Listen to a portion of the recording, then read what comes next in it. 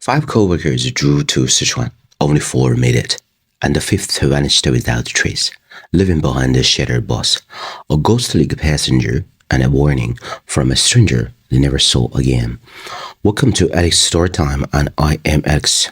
Today's story comes from Shen, a native of Changzhou, Jiangsu. Shen has a good friend surnamed Gu. Let's just call him Gu. This incident actually happened to Gu, who was one of the first-hand witnesses. Gu's father had been an executive at a bus factory in Changzhou before retirement. Influenced by his father, Gu had been obsessed with buses since childhood. He was a true bus enthusiast. He majored in automotive manufacturing in college, and upon graduation, smoothly landed a job at that very bus factory where he proved himself a dedicated and hardworking employee. The incident took place in 2009. The bus factory received an assignment: select 5 staff members with solid maintenance and driving skills to travel to Meishan, Sichuan. A local transportation company there had purchased a fleet of buses and needed drivers and maintenance personnel to come train their employees. The plan was to spend 4 weeks in Sichuan. This was standard after-sales service for bulk buyers. After purchasing the vehicles, customers needed their drivers rigorously retrained, plus the ability to handle simple repairs on the spot. The factory selected 5 technician drivers quickly. They would need to drive 5 factory-made buses all the way to Sichuan. The rest of the fleet had already been shipped ahead, and these were the final 5. It was actually a plum assignment: food and lodging covered by the client company, plus allowance on top of their regular salaries. Naturally, Gu and his 4 colleagues were excited. The 5 were Gu, Chen, Li, Zhang, and Zheng.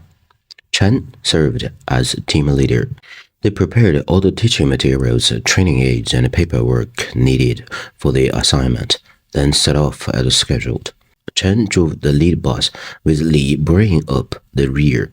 The 2 most experienced of the group, Gu, Zhang, and Zheng, drove the buses in between. Each vehicle was equipped with a walkie-talkie. They departed at 8:30 that morning and drove until 10 p.m., finally reaching Anshi, Tujia, and Miao, autonomous prefecture in Hubei. It had been a long day, nearly 14 hours on the road, over 1,200 kilometers in a single day. But thanks to good road conditions, everything had gone smoothly. That evening, they exited the highway and drove to a nearby county town, where they found a restaurant. After parking and locking the buses, they sat down to eat. Hunan dishes were excellent, delicious flavors with some distinctive male ethnic touches. After the meal, Chen went to settle the bill and request an invoice. Then everyone headed out together. At the restaurant door stood an old man, his beard and hair completely white, looking quite advanced in years. Gu was the first out. He hadn't noticed the old man and nearly bumped into him while opening the door. "Sir, I'm so sorry. Did I hit you?" Gu apologized. The old man waved his head, but did not speak. "Are you here to eat? The food is really good here," Gu added. By then, the rest of the group had emerged, and they all started walking towards the buses together. They'd only gone about a dozen paces when the old man called out from behind, "You, young man, come here, come here. I have something to tell you." Everyone stopped and turned, unsure what the old man wanted. He looked at them and said, "You are from Jiangsu, heading to Sichuan. Am I right?" Gu thought, how does he know that? Our buses do have Jiangsu plates, but how could he know our destination? Chen smiled and replied, "Sir, we are from Jiangsu, but we are not going to Sichuan. We are headed to Guiyang." Gu knew Chen was lying off the cuff, but the old man looked at Chen, smiled, and said, "Young man, I don't make mistakes. Don't be nervous. I mean no harm. I simply want to tell one of you five. Don't go any further. You owe someone something, yet you dare enter their territory. That's inappropriate and very dangerous. Oh, what does that even mean? It made no sense. Was he after money? Public security back then wasn't what it is today. Plenty of people intercepted out-of-town drivers on the roads, skimming to get at their cash. That's why Chen had lied. Gu was still puzzling over the old man's words when, by the time the group fully understood what had happened and turned to look again, the old man had vanished. Only the lamp hung at the restaurant door remained. Did we just run into something unclean? Zheng asked. Chen shook his head. Stop guessing. It has nothing to do with us. Let's find a hotel and get some sleep. Everyone turned to leave, but Gu noticed that Zheng hadn't moved. Brother Zheng, let's go, Gu called. Zheng visibly flinched before coming to his senses. Oh, right, I'm coming. He quickened his pace towards the buses. Gu noticed that Zheng looked pale and was speaking somewhat incoherently. As if frightened, he found it strange. The old man's words hadn't been that scary. They got in their buses, drove to the hotel, parked, and everybody checked in. After a quick tidy-up, Gu fell asleep fast. He was exhausted and slept straight through until after 8 a.m. the next morning, when Chen knocked on his door. Gu, get up. Let's move. We need to reach Meishan by 4 this afternoon, or they'll knock it off. Gu got up, washed up, and went downstairs to find Chen already checking out. Then he supported Zheng on a sofa in the lobby. He looked dreadful. Heavy dark circles under bloodshot eyes. Did not sleep well last night. Chen called everyone to the hotel dining hall for a quick breakfast. But Zheng sat motionless on the sofa. Chen shouted at him. They had a quick breakfast, after which Chen prepared a bag of snacks and drinks for each person. They started their buses and set off together. The roads remained smooth, though they hit an hour-long traffic jam in Chongqing due to an accident up ahead. Once past the congestion, Chen spoke over the walkie-talkie. We're running tight on time. Pick up the pace, everybody, and stay close to the vehicle ahead. They finally reached Meishan at 6 p.m. Entering the county town, Chen had everyone pulled over for a brief rest while he contacted the transportation company's duty office. The person on the other end said, No rush. I'll wait for you here and arrange your dormitories. So Chen decided they'd eat first before heading to the company. Everyone was starving, but now there were only 4 buses. Chen turned to Li. Weren't you the last vehicle? How did you end up ahead? Where's Zheng? Li replied carefully. He was driving too slow, so I passed him. Zheng got lucky.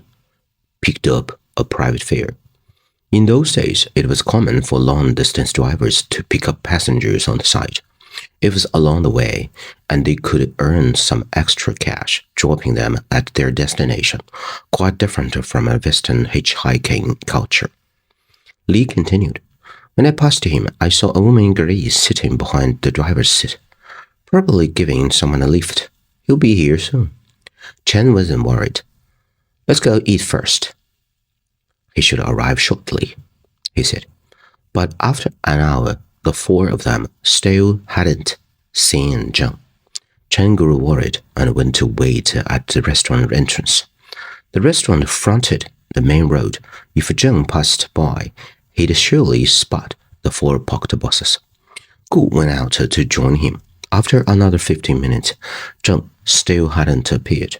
Many calls went unanswered. Chen returned to the restaurant and told Zhang, you wait here for Zheng. If he shows up, call me immediately. Then he said to Li and Gu, you two come with me. will take my boss and backtrack to look for him. With that, Chen led them to his boss. He drove while Li and Gu kept watch on either side of the road. They wanted to find Zheng. Perhaps his boss had broken down. They drew back over 50 kilometers without finding anything. Then they noticed a crowd gathering close to a large bridge with police cars and fire trucks nearby. They got out and asked the villagers what had happened. They were told that a bus crashed through the guardrail of the bridge and fell into the river. Could that be Zheng? Chen talked to the rescue police immediately, explained the situation, and said he suspected it was his colleague, requesting to see the vehicle. The police agreed. Chen walked to the edge of the broken bridge and saw a bus in the water. Its Jiangsu license plate visible. The very bus Zheng had been driving. The river held little water.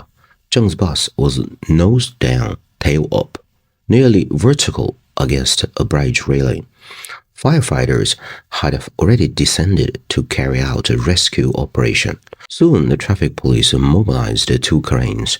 After confirming that no one inside was injured or dead, that it was an empty vehicle, the cranes lifted the bus from the river. Gu now saw the condition of the bus. The right front windshield was shattered, the door deformed, but there was no one inside, no Zheng, no passenger, no blood, no body. So had Zheng survived the crash, or had he fainted, died, and been washed away? Yet the police investigation revealed 3 things. Someone had indeed seen Zheng fall into the river together with the bus. No one had seen the woman in gray on the bus, nor anyone else falling into the river. No one had seen where Zheng went, nor his body. Later, leaders from Gu's company, including Gu's father, and executives from the Meishan Transportation Company arrived at the scene. They cooperated fully with local traffic police, who organized a search along 100 kilometers of river. Mobilized trafficking police, fire departments, and riverside villagers. A reward of 100,000 yuan was offered for finding Zheng, dead or alive. The search lasted a month, but ultimately found neither Zheng nor his body. Finally, Zheng was listed as a missing person. For 3 years, his family continued to receive his salary. 3 years later, the police declared him dead officially, and his family received compensation for death in the line of duty. Gu told Shen that afterward, the remaining 4, joined by another colleague sent from the company, reformed a 5-person team and successfully completed the 4-week training mission. After rushing back to the factory, they heard rumors. Some said that around the year 2000, Zheng had hit and killed someone in Shanghai, then fled, escaping legal punishment. And that woman, it was said, had been from Meishan. The story went that Zheng had let it slip once when drunk. Of course, these were all rumors, nothing Gu could verify. But Gu had been there when the old man spoke outside that restaurant in Enshi County, Hubei, on their way to Sichuan. He had heard it with his own ears. The old man had warned one of the 5, "Don't go any further. You owe someone something. Yet you dare enter their territory." It seemed that Zheng owed wasn't something at all. It was a life. From that day on, Zheng vanished from the earth. No living Zheng was ever seen again, nor was his body ever found. He simply disappeared. Okay, everybody, this is the end of the whole story. Please share what you think of this story and your stories. If you enjoy my work and would like to help me continue to bring this story to you, please subscribe to my channel or like my page.